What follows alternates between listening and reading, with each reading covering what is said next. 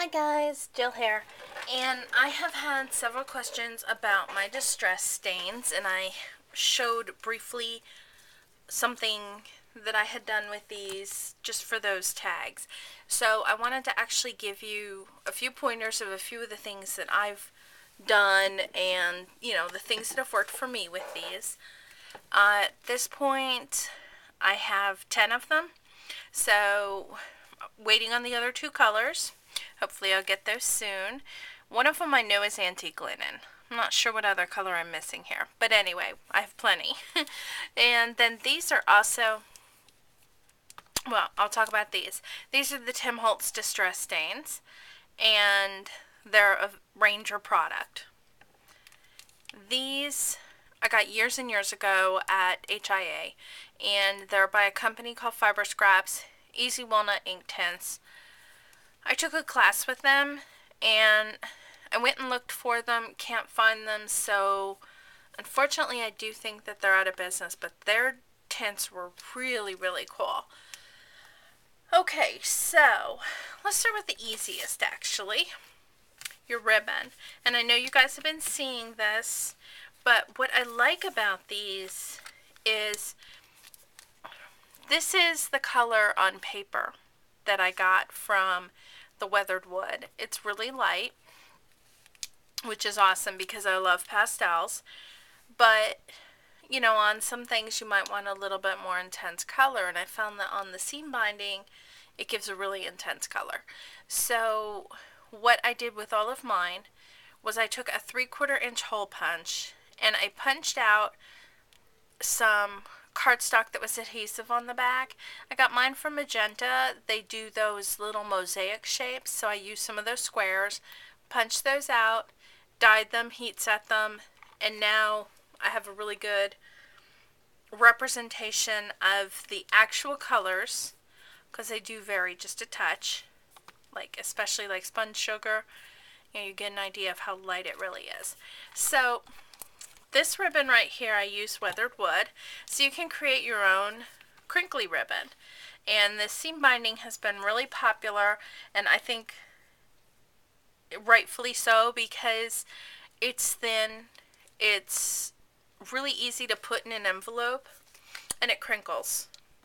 So I'm going to use the sponge sugar on here, and all you do is you lay down your ribbon on something. I use my craft mat, and you just run it along. And I kind of let it go a minute because it picks up anything that's behind it too, which is really nice. So see, I can come up in here, pick it up, and you can variegate it like I like to do with mine, and then just wad it up, give it a little heat, and it'll hold whatever shape. Now of course you could do this smooth, and it'll stay smooth like that. But see, isn't that pretty? And look how intense those colors are. So I really like this.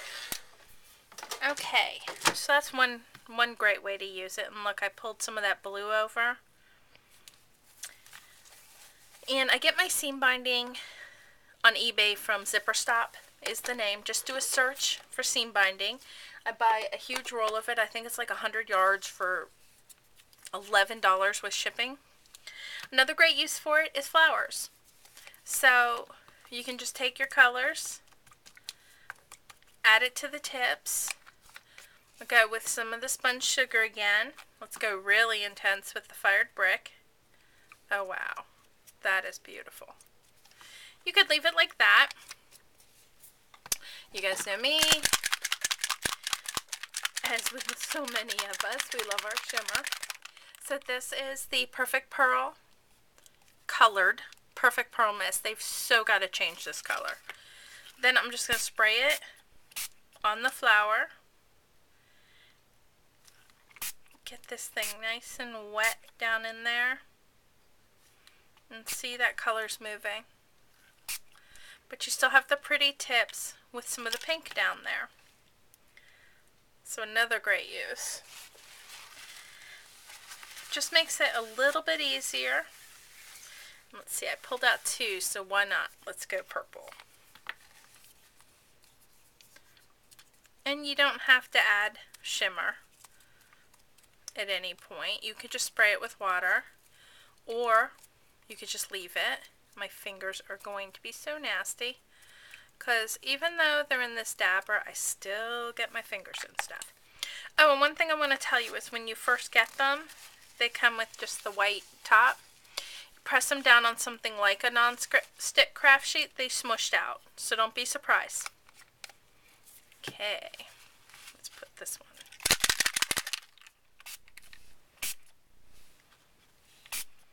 So see how that just leaves a little on the tips, but it really dulls some of it.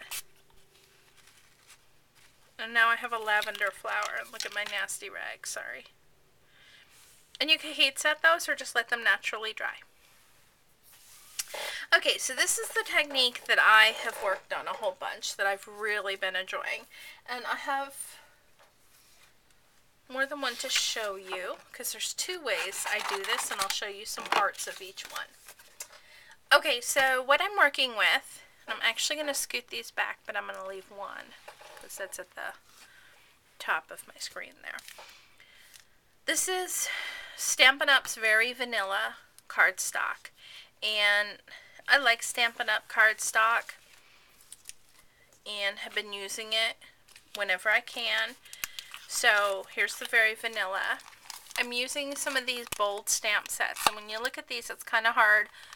What am I going to do with it? Well, first of all, I do plan to use it with the new Tim Holtz stamp set, because what I can do is ink this up, take this stamp with no ink on it, and print it onto that, and then stamp, and that area will be missing.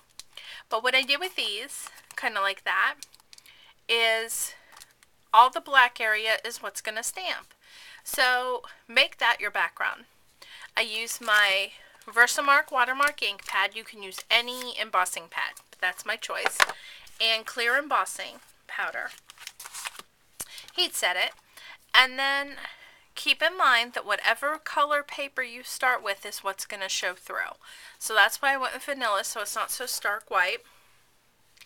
And then I'm going to go some intense colors here. I'm going to go with Faded Jeans, Fired Brick, and Dusty Concord. The first one I'm going to do is the really intense version. Keep in mind that some of this is going to go under the embossing. It's just the way it works. You can put it on a paper towel. And I don't throw these away right away. Okay, and that might absorb some of it. So let's do a few of these flowers and just dab it on. After the purple, let's go with a little bit of blue.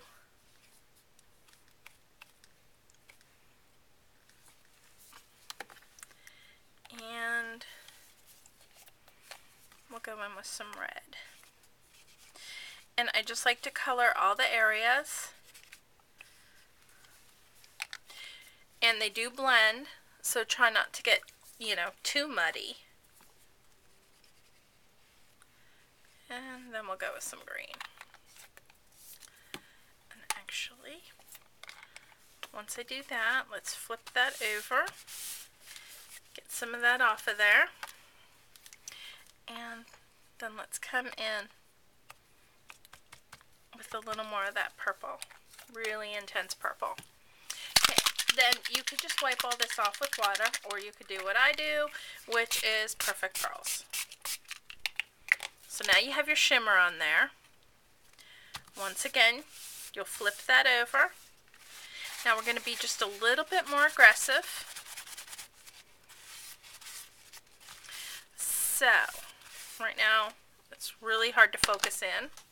Let's take some Vintage Photo around the edges. I want to shake them. And that will draw your eyes in once you cut it and distress it. And again, you can't really see all the shimmer on here, but believe me, there is a ton of shimmer. And this is what I meant by it'll kind of go under. So I used a bunch of these in my Epcot Mini, and I'm really happy with how they came out.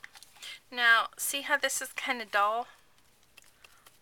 Let's go put a little bit of blue.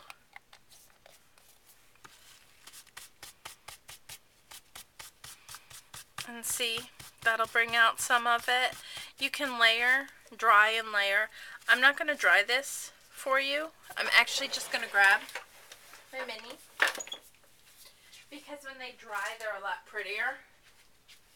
Because right now, this looks kind of faded, but it does dry a lot prettier. So let's see here. I want to show you that one. I showed you it before. Sorry, I should have had it out. It's this one. Jeez, it's going to be the last one. You know that, right? Oh, jeez. Okay. Well, I'm at the last one. Of course, that was it. So here's the one I did. And I missed that little spot right there, but I still like it with the embossing. But see how intense that red and that purple is? Okay, so I'm going to show you another version where I painted it. So this is going to give you a whole lot more pastel-y look. Let's see, like this one. Okay, so we're going to go with a similar concept. You're going to start with the same way. You're going to stamp it clear. And again, we're going to work in the negative spaces. So we're going to use the same colors. Dusty Concord, Fired Brick, and Faded Jeans. I'm also going to use a water brush. And my water brush has pearlized water in it. Look at that, ick. Which is the perfect pearl mist. And I've mixed it on my own in the past. And now I'm just using their formula now that they've come out with it. So I'm just going to dab a little of each color onto my nonstick mat. And then I just set the dabber next to it. That way I don't mistake blue for purple, whatever. And I'm going to come in with my pearlized water. And then just dip it in that, what is now paint. So let's just color similar to what I already did. Let's do the centers with the red. We'll do some blue in these guys, and look how they just start to pop. But isn't that a gorgeous blue? That is just one of my favorites. Okay, and then let's come in with some purple and see how it's a little different shade here now because of that water. And once again, you can just use plain water. You could add in a gold tint. Obviously, your project, go nuts with it. There's just so much versatility to these. And then something else, you know, you can use the Tim Holtz ribbons. Come together really nice with these. They take the color beautifully. Okay. So on this actual tag, I didn't have the greens yet. I just showed those actually in a haul video that I just did. But I just got the two in. I've already labeled them. So that was the forest moss and the peeled paint. I had used a few drops. Wow. I'm in one of those moods today. Well, these are durable. the Brundled Sage Distress Ink. I used a few drops of that re-inker. A little messier than this. Okay, so I'm just going to come in See? And then I'm going to get some of that background with it. And whatever you've embossed obviously resists. And then just rub it off. And I did the same thing on all of them, coming in with some vintage photo. But on this one, again, I just use my water brush, get a lighter look.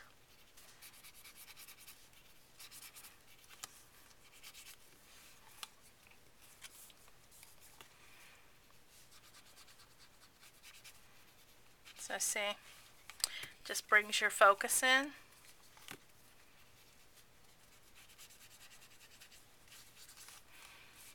Okay, so again, that's your finished item. Super easy, found it really relaxing. So there are like a ton of other things you can do with these. But like, wouldn't that look pretty on there? And look, I got red on it. So just a whole bunch of things you can do that I've done so far with the stains. But there's just a bunch of other things that people are doing with these, and I plan to do some other things with them. But that's just the first round of my favorite things that I've been doing with them. So there's another idea there once that's dried. So there you have it. Some of my playing around with the distress stains. And when I get into a few more techniques, I will surely come back and show them to you. So thanks for stopping by. Have a great day.